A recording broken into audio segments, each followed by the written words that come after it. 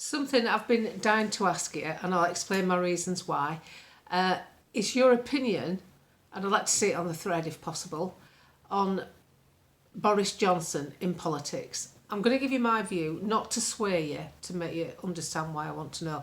I supported Boris. There's photographs all over the internet of me with Boris. I worked for Vote Leave as a volunteer, and he led Vote Leave, so bearing in mind with nobody else to vote for that was offering Brexit, the only party was the Tories via Boris Johnson, and obviously Cameron was very much against it. So I put my trust in Boris Johnson. However, when it got to the 2019 election, due to my message box, people coming into me, which I bothered to read, I could see that a lot of Labour supporters were bricking it because their option, after lifelong Labour support, was Jeremy Corbyn, and they didn't want it. So I could see that the Labour Party were tanking support. The media put it out that it were neck and neck, if you remember. Oh, neck and neck, and it's a tight race. And I kept putting blogs out going, no, it's not. It's not neck and neck. Labour are tanking support. Oh, June, don't talk rubbish. You're a lunatic. You're mad. I'm going, I'm not. The tanking support. So when it got near the election, I said, look, I think it would be dangerous to give the Tories a huge majority. What if they don't follow through with everything? Look what Boris has been like.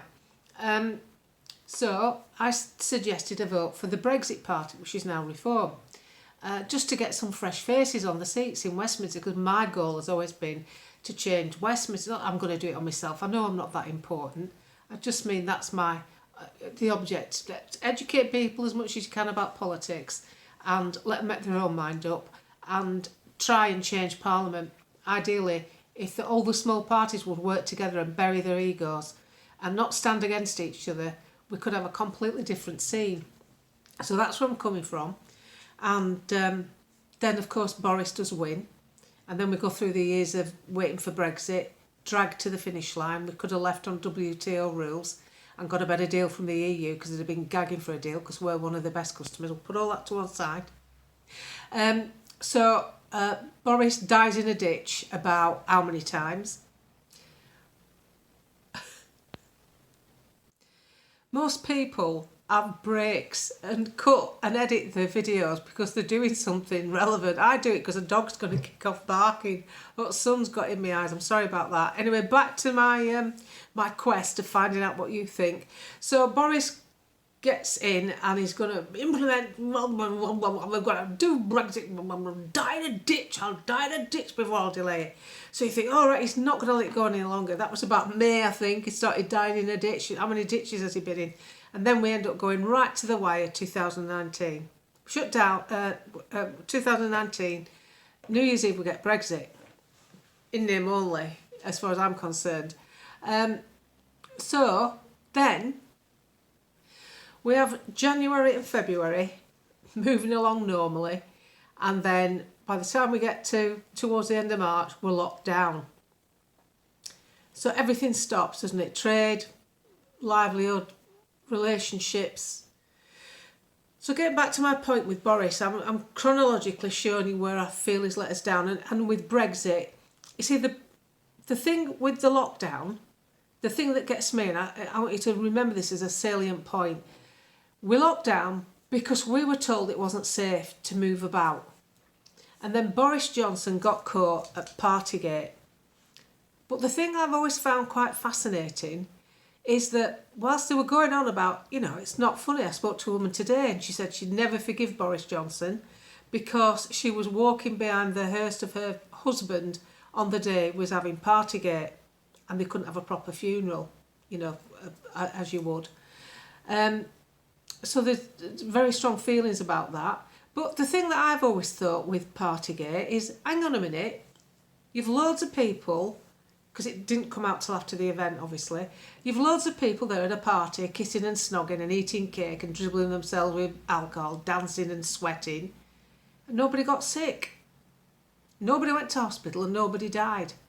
So if I'd have been Boris Johnson, couldn't you have used that as like, well, hang on a minute, we could open up. Look at us, we're all well. Why did nobody complain the other way around? Do you get me? Why did nobody see it from the other way around? Forget being annoyed with him at having the party.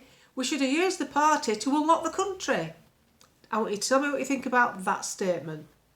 Now I want to ask you about Boris Johnson. So imagine there is a section of politicos who want to bring Boris Johnson back. The sole raison d'etre is to bring Boris Johnson back into politics in some way, shape or form. I don't know whether he's going to come because he's making a shed load of money and he's not particularly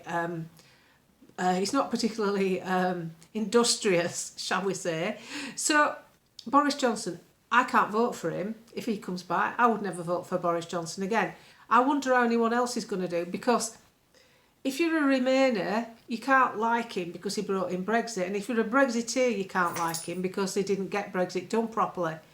And if you were a pro-lockdown, a scaredy cat, he broke the rules and insulted your intelligence. And if you're anti-lockdown, he broke the rules and insulted your intelligence. If you're pro-Ukraine, it looks highly suspicious that the peace talks broke down after he went to visit there. And if you're pro-Russia or pro-neutrality, it's highly suspicious that Boris Johnson went to Ukraine and the peace talks broke down. Minsk Accord 2.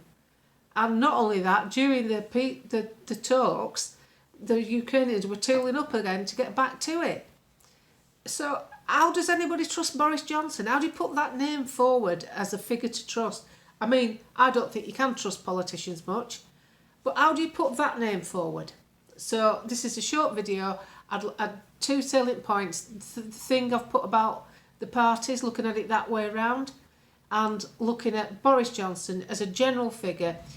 Where's his base coming from? When you think of the massive issues that he happens to have controlled while he was in power, let me know.